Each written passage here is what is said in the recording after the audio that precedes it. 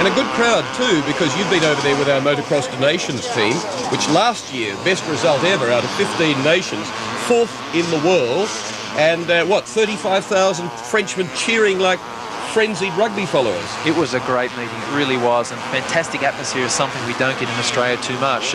Maybe at the Grand Prix at Phillip Island recently, but it was a fantastic event and really proud to be an Australian to capture the 4th overall.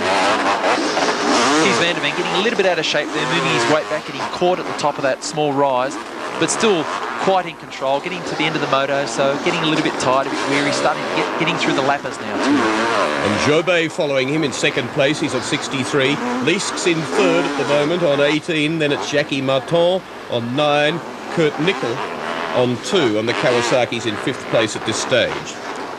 Gabors and Thorpe haven't really made their way up too much after those first few laps. They got themselves forward, but they'd settled down to rearward positions, really.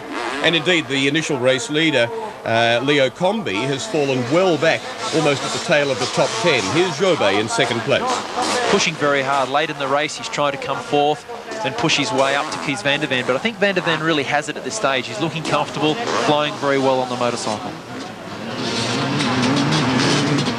See, they're trying to keep his weight centred on the bike over the rough ground and allowing the bike to work evenly underneath him. People on the road, people in racing, most racing, love to use alloy wheels, but still, as they're getting towards the finish now, we see here that wire wheels are still to go.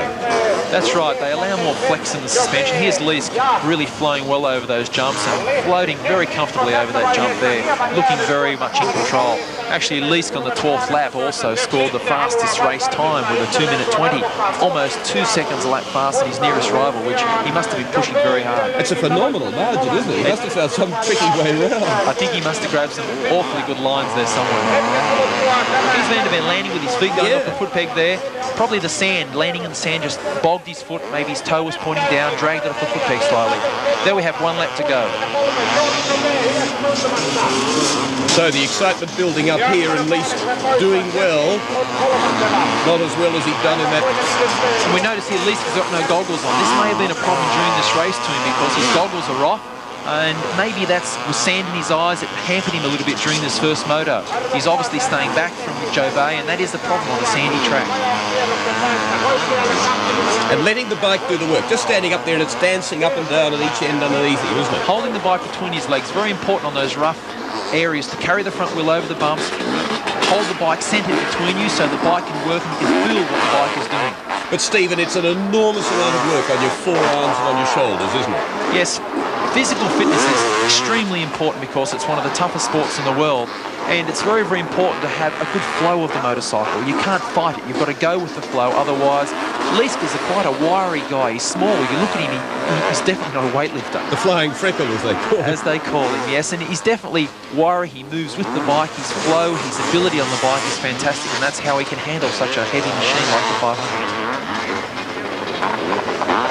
Kees van der Ven on this last lap. He's coming through to near the finish now, as you can see, over the jump, turning the bike a little bit in the air, getting it back down on the ground, driving it very hard. So you can see he moves himself back then.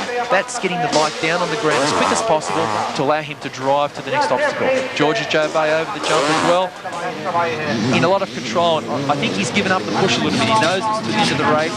He's given that push up a little bit because Kees is obviously in very much control.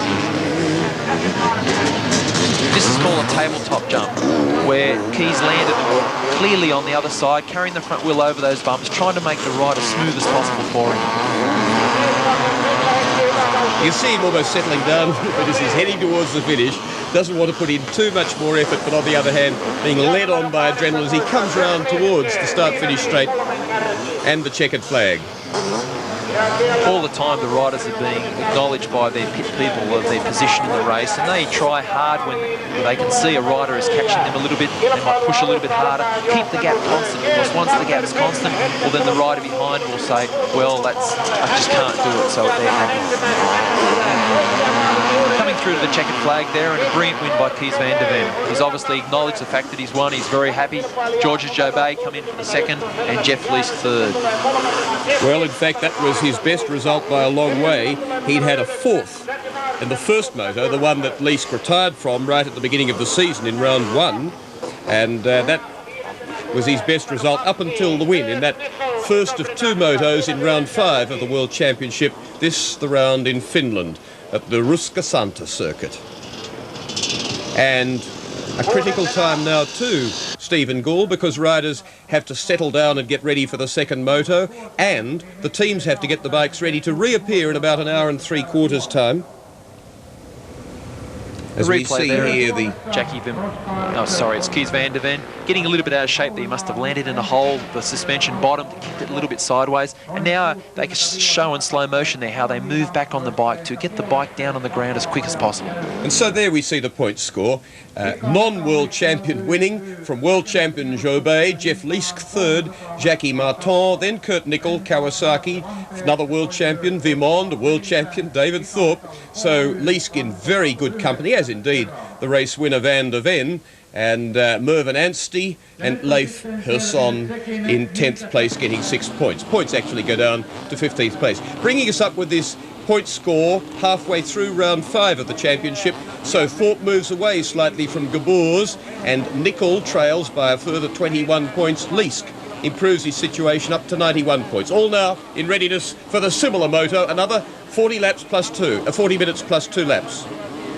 Bikes preparing themselves on the line here, doing all the necessaries, making sure the fuel is on, getting ready for the start, watching the starter. There's a 30-second board, followed by a 5-second board. And so critical. If you can get in the early and well position as they funnel into that first turn, gee, you're a long way ahead, aren't you? There's 2 races. There's the one to the first corner, and then there's the rest of the race. Okay. And the first one is particularly important.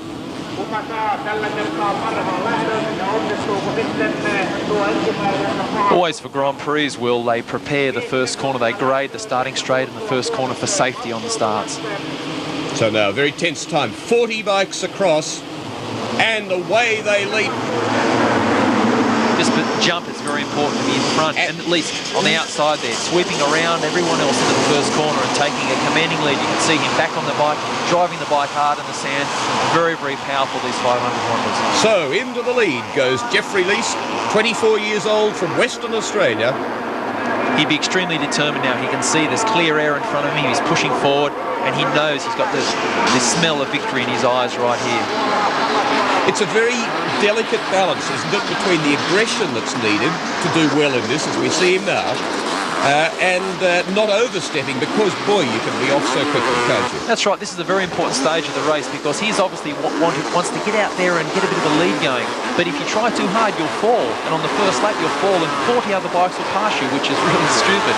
So he has to go as fast as he can with staying on the machine. Has that been his problem? He's shown a lot of aggression after that tremendous opening round. Did he get too inspired and try a fraction too hard, do you think? I believe so. Maybe his confidence has been boosted a little bit too much. He's tried a little bit too hard in the second and third round, and now I think he's settling down a little bit. He's thinking a lot more about his riding. Probably people are talking to him, and he's riding very, very well. Yeah, this was the message we were getting back, that he'd really gone bananas. The others were looking at him saying, boy, what an exhibition, but you can't stay up like that for 45 minutes. Jackie Martin's in second place there on the KTM, and he's settling into a good position. And Jeff has got away here to a 3 or 4 second lead only on the first lap, so he's obviously pushing very hard, trying to substantiate that lead and get himself away, and that's a good psychological advantage, Will.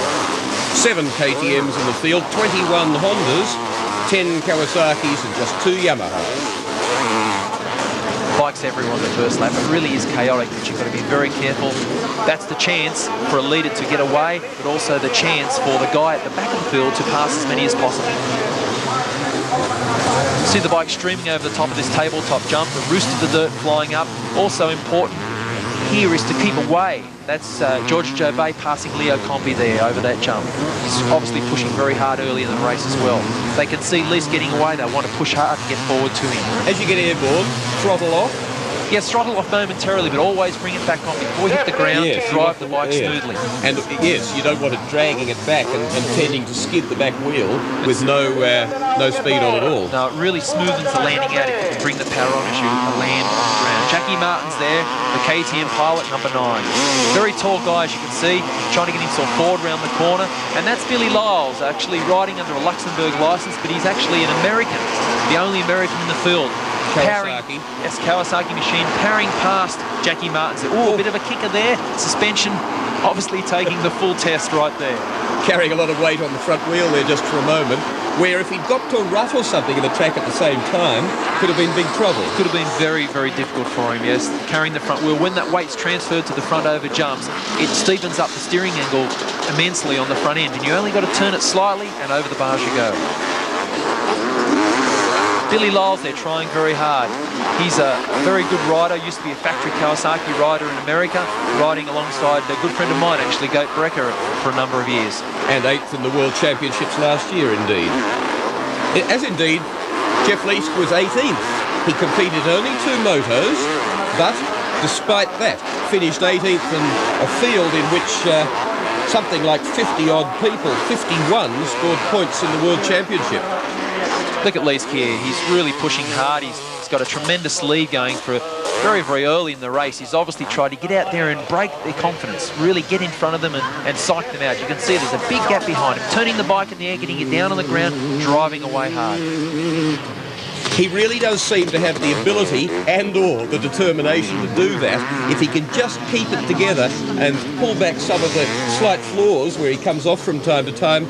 Do you think we've got a potential world champion? Definitely a world champion. I would have said at the start of this year that it would have been very hard to expect him to win on the first year, although a lot of people say he'll win, but that's a lot to ask because these riders have been in Europe racing on these tracks for years and years. It's very hard to ask Leisk only after 3 years overseas in America to get there. Billy Lyles getting pressured there by Jackie Martin. Yeah, good battle. Eric Gabors is actually coming through very hard at this stage. Last race he was caught behind Thorpe and it was a hard race for him, but he's really pushing hard to come forward this time. You can see Leisk there with his head forward over the bike. In the sandy corners, you've got to balance yourself between having your weight forward too much and keeping the power on early to drive the front wheel in the sand.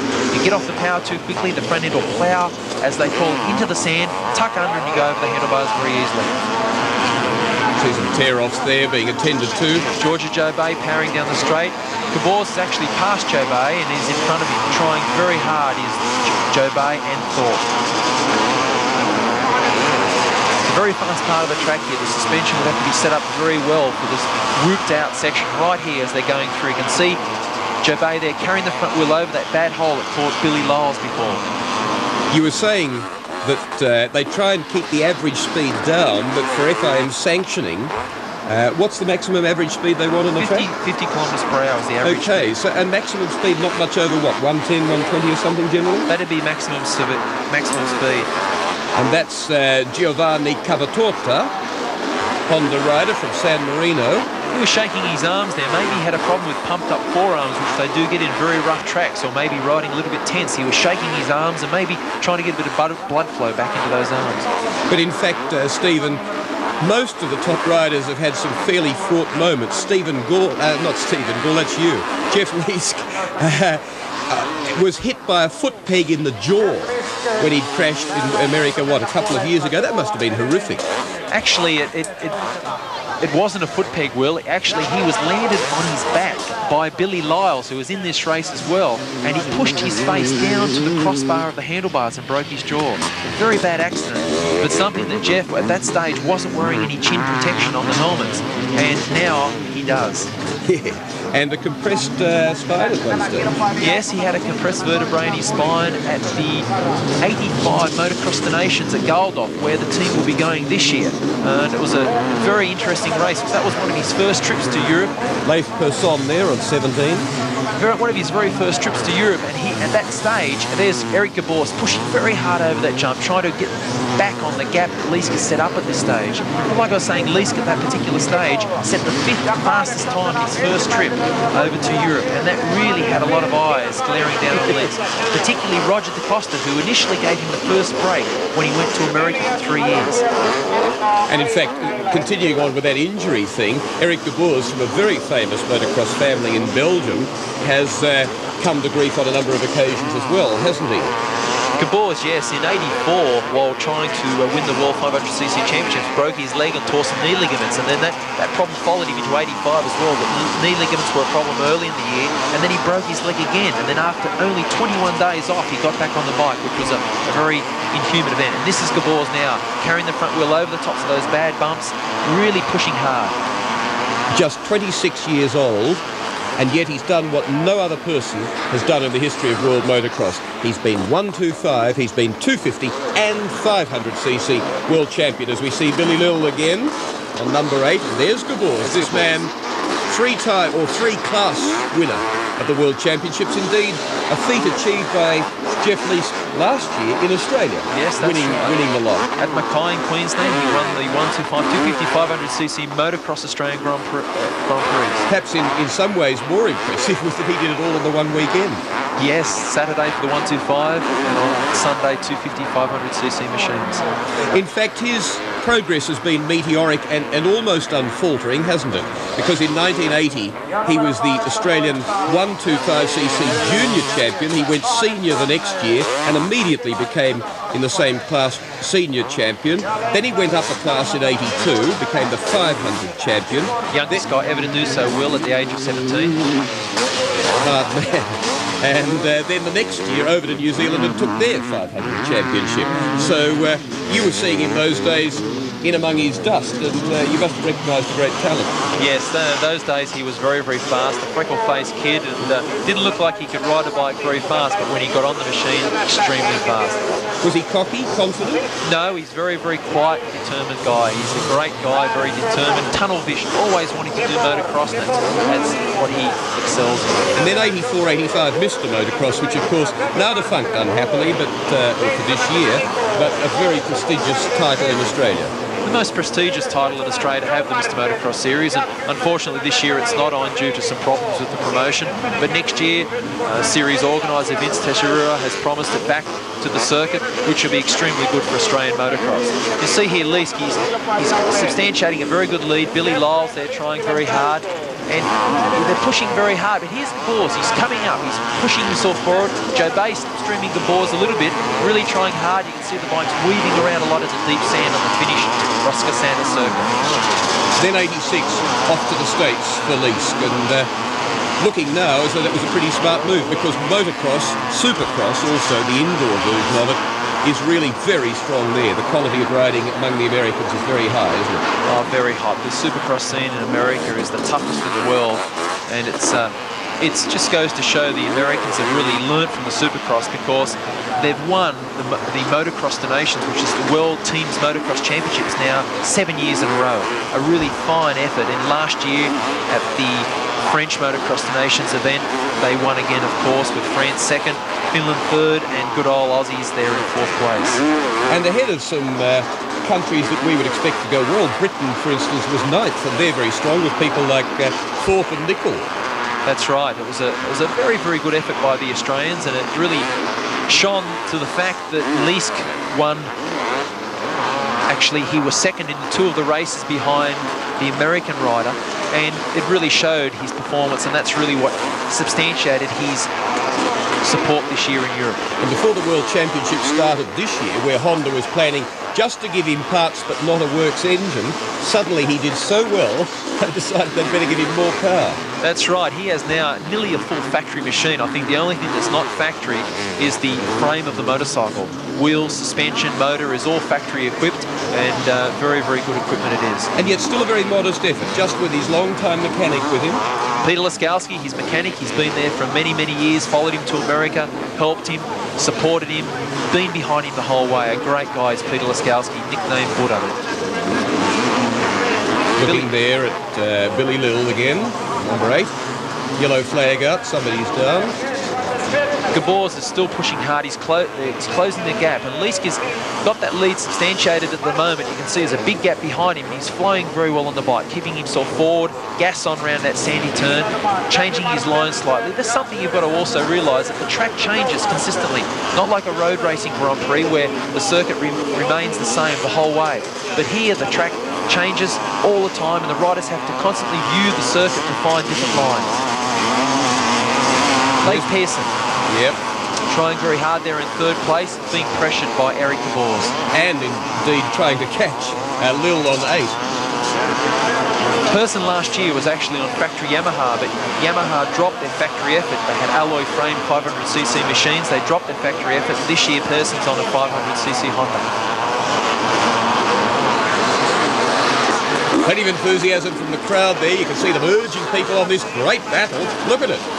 Tightening right up now. Gabors is in there behind Person. He's pushing very hard. It's a very tough area of the track. A lot of deep ruts there in the sandy conditions and made it very, very hard for Person. His legs were coming off the foot pegs.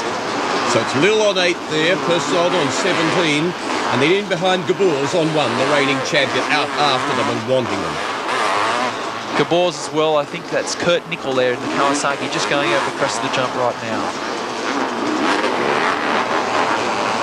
Nickel, number 2 from Great Britain, third in the championship at the start of this round, 91 points, so 29 behind the joint leaders, Thorpe and Gabors. Now Gabors gone slightly ahead.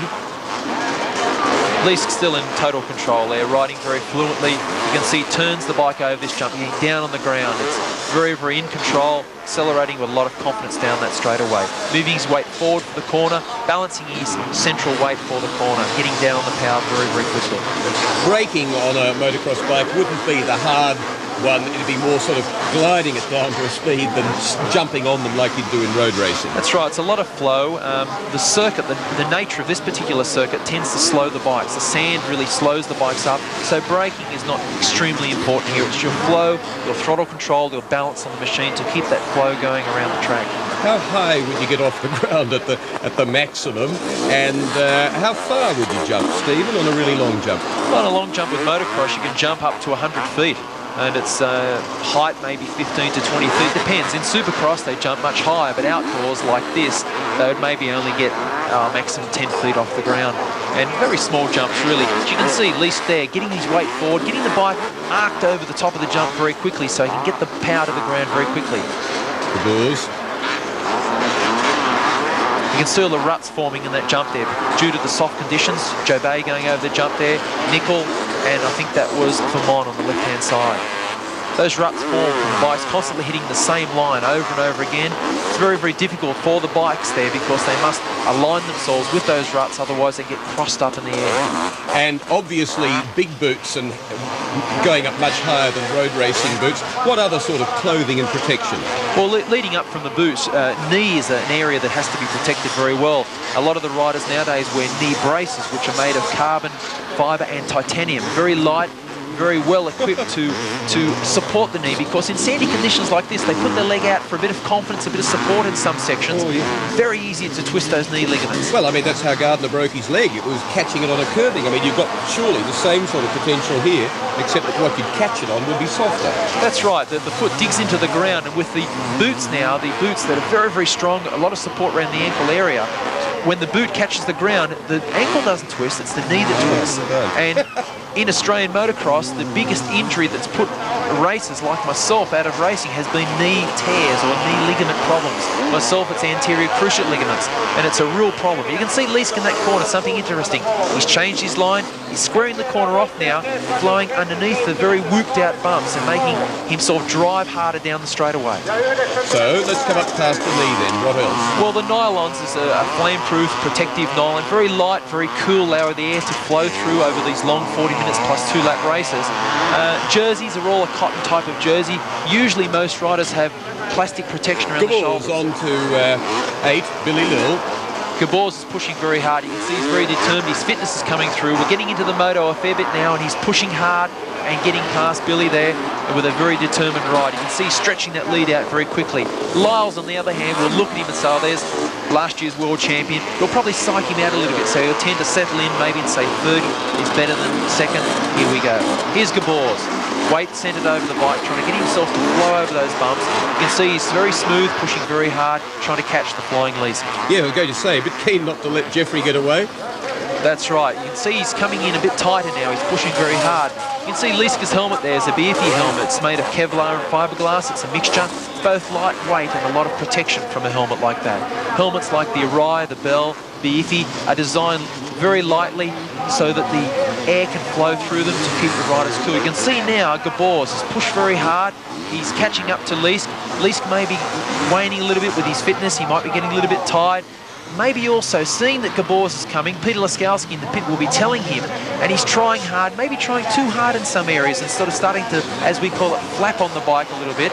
And Gabors is smooth, pushing hard, and can see Leisk is flapping a little bit, pushing very hard, and actually closing the gap very quickly.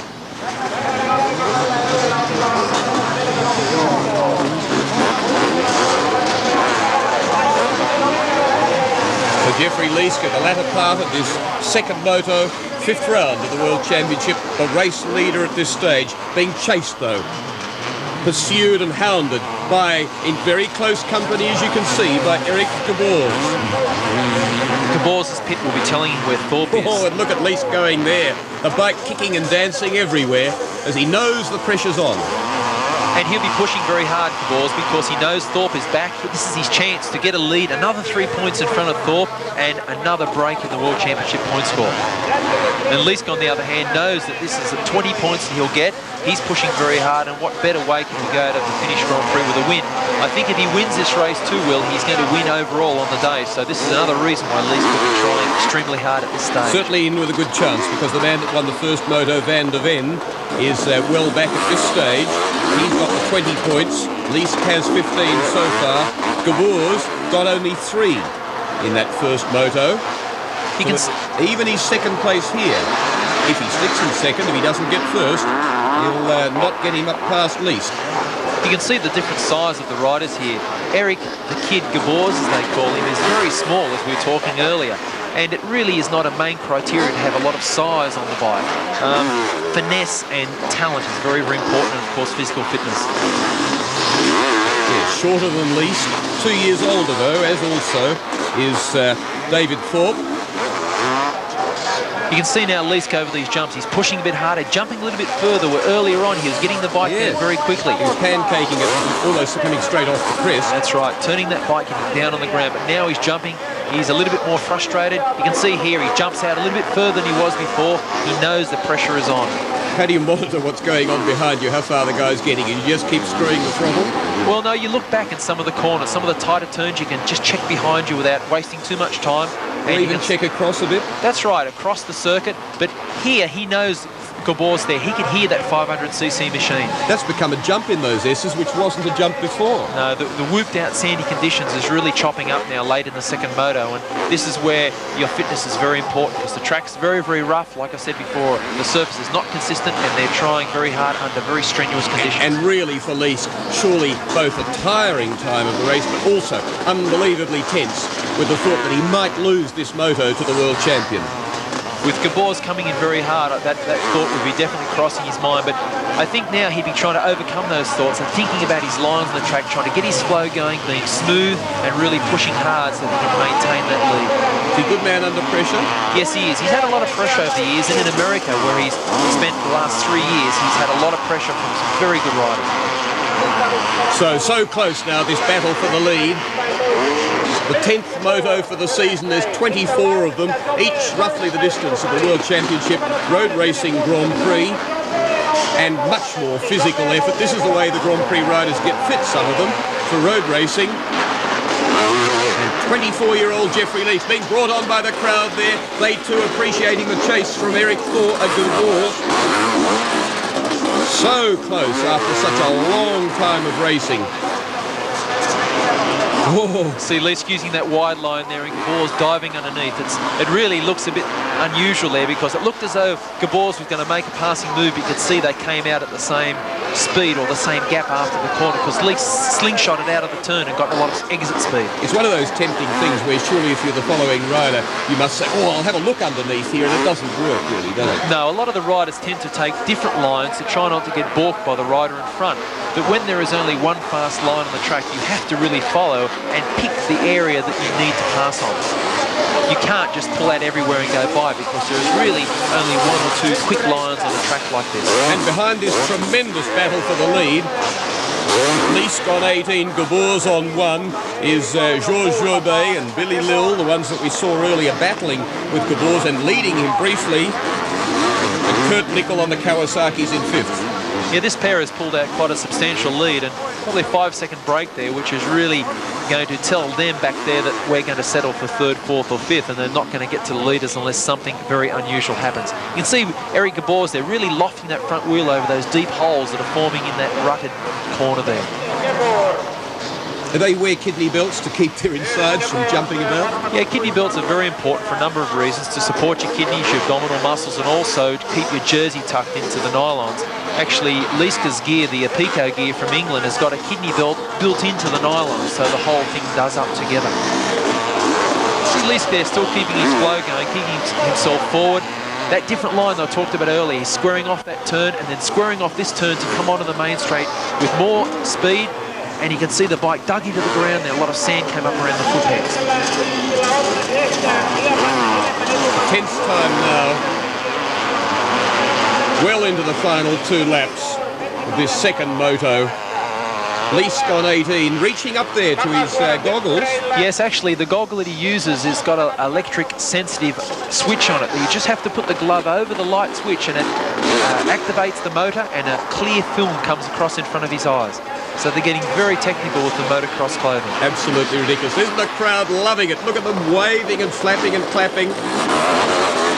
Leisk Gabors. You can see the diminutive size of Gabors there. He's quite small, as they call him for kid. Those 2 different lines shown again. Gabors diving to the inside, Leisk using the outside line that's getting his flow around the corner. And surely this is the sort of performance from Leisk it's going to have Honda people back in Japan, where they make the decisions about what sort of help they give the remainder of the year for next year and so on, saying this young boy is good, we want to help him as much as we can, and we reckon he just might make it to the top. As the season goes on, I'm sure they'll aid more and more support to Leisk, and it's great to see because they can see that a champion here is in the making, and they're going to support him as much as possible. Gabors, they're jumping a little bit wide on that jump and going a little bit too wide, actually offline slightly, that will lose him some tenths of seconds. He almost made it 2 jumps. He jumped off at a funny spot, didn't he? I mean, not only in the width of the track, but later on, seemingly. And then Leisk kicks out sideways. A lot of power on there as he just started to get it on. Again, 2 very different lines. Both work pretty well. Yes, Gabors followed the outside berm, as they call it, that build-up of soft sand on the outside of the circuit. A rut is more a single-width tyre groove around the track that they hook into and really railroad themselves around the corner. But these sandy tracks, they tend to form these berms, as they call it, around the outside, and they tend to get on those berms and maintain a lot more momentum around the corner. Moving up through a few lappers here, and often that's a very big problem, as we've seen in road racing Grand Prix. The lappers tend to get in the way sometimes, although everyone has to be in the race. But these guys, there's 40 top riders. Oh, Gabors on the last lap trying very hard on the inside of the corner. Leisk coming across to take the checkered flag behind the sign, and Gabors just idling over there to get the victory. There's Leisk, very, very happy, coming to his mechanic, Peter Laskowski. A lot of happiness in the Aussie pit there. So the second ever win in the World Championship Motocross Moto since the World Championship started in 1957, and the first ever win of the round overall by Jeffrey Leisk. 35 points on the day. A great effort. 30 points for Kees van der Ven and just 20 for Eric Gabors. A very exciting moment, Stephen Gall. Oh, fantastic moment for Jeff Leisk in the Aussie pit. It's something that they've been pushing very hard for this year, and another victory. It's just fantastic. Thanks very much for being with us tonight. It's been really a historic and very exciting moment, and here's how hard Leisk was trying to get there. On the Honda 500cc machine, drifting the bike into that sandy corner. A great slow motion spectacle of Jeff Leisk as he flows into this very, very sandy bermed corner, moving his weight forward on the bike, about to drive the bike out of the corner. A wonderful performance from him, ahead of the 2 world champions, Eric Gabors, Georges Jobet, and down in 7th place, yet another world champion, which gives us the final point score, which sees Eric Gabors go 2 ahead after this round, the 5th in the World Championships. David Thorpe falling 2 behind. Jeff Leisk coming up 1 place, up to 4th from 5th when he started the round, and now just 29 points in arrears. So an exciting position for Jeff Leisk to be in after Finland, but then it was on to the Swedish Grand Prix, where I'm afraid Jeff's luck did not continue.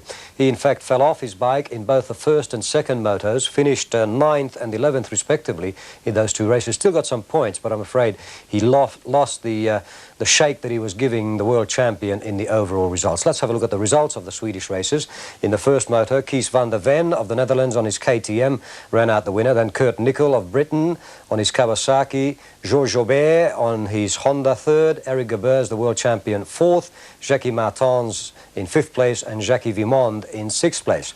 And in the second moto, it was Jackie Martins running out first. Kees van der Ven did very well to run second in that second moto. Georges Jobert in third place, doing very consistently. David Thorpe, fourth place. Billy Lille in fifth place. And Eric Gabers, the world champion, in sixth place. So the overall standings in the World Championship at the moment, as we go into the US Grand Prix, Eric Gabers, the world champion, 163 points. Top place, David Thorpe, 158. Kurt Nickel, 134. Jackie Martins, 127. Then Jeff Leisk in fifth place, 123. And Van der Ven in sixth position, 121. Well, Will Hagen rejoins us now. Will, it still means that Jeff Leisk is in the running. He still can give this championship quite a shake. Oh yes, and he's still got plenty of points and probably motos to win. When he went into round 5, the finish round, he was 44 points behind the series leader. He brought it back when in that moto or the series that he won round 5, he brought it back to a 29-point deficit. He's still only 35. I say only 35. I mean, it's a big gap, but he's still better off than he was 2 rounds ago when he trailed by 44.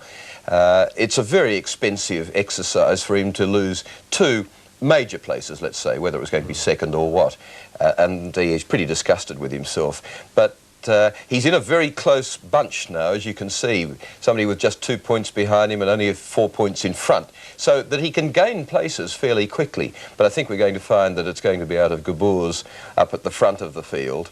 And he's the man to David Thorpe, yes. They're the two, I suspect, who'll fight out the World Championship down to the line. What went wrong in Sweden that went right? Well, let's talk about Finland, in which he did everything right. What did he do right there?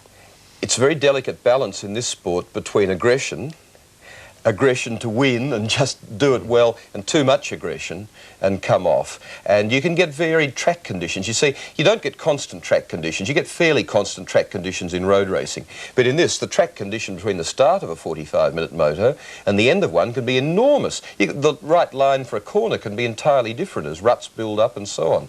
And so it could be a misjudgment of track conditions. It might be in the setting up of his bike. And it might just be that, as I say, Jeff's just got still a little bit to learn about how aggressive to be, to beat the others or to be among them, because he's got the ability to do that, but he's got to keep the package together, and at the moment that's slightly flawed. Do we have a situation, as we do in road racing, where certain tracks are more suitable to some bikes than others in the... The KTMs have been going well here, and yet Honda, of course, is putting in a massive effort into this. They're by far the most dominant brand of entry. Kawasaki's in there to an extent. Yamaha's just got one representative. And so there is a difference between the suspension characteristics of the different brands, the engine characteristics, and so on. But to what extent they suit the different tracks, quite honestly, I'm not so sure on that, because of the enormous range of tracks in America and Europe and so on that are used throughout the series. But the tracks are varied, aren't they? The undulations and whatever. Yes. Oh yes, you'll get a track that's quite a fast track, and another track that'll have great concentration on roughness and so on. And then you see early in the season, Les, they had several very wet ones that were real mud baths. Yeah. And that can affect not only different bikes' characteristics, but also the riders. Some riders don't go so well when it's so slippery and so difficult. All right, looking ahead next week to the US Grand Prix, do you think Jeff can give that a shake? What's going to be that? What's that going to be like? I don't know if he's actually ridden at this track at Hollister, but he's spent the last couple of years racing in America. So theoretically, he should go well there. He should know the track quite well. He knows American conditions. I mean, it's been his home for several years. Great mate, you know, of Eddie Lawson's. Been house guest there for some while. And very similar characters in many ways. Why did it take so long to get into the Grand Prix circuit? He was being sensible about it. He came back here last year and he was the only guy ever to have won every Australian championship, 125, 250 and 500. He just worked his way up. He decided that if he got into Supercross in America and motocross as well, Supercross being that condensed stadium type form of motocross, that if he got into that and concentrated on that in a country where it is very big and very strong, if he could go well there, he'd be ready for the World Championships. And that's been proved to be true. Very much so. Will, you've done a great job again tonight. Thanks for joining us. My pleasure. Thanks, Lee. Well done. We would like to know, by the way, what you thought of today's motocross telecast.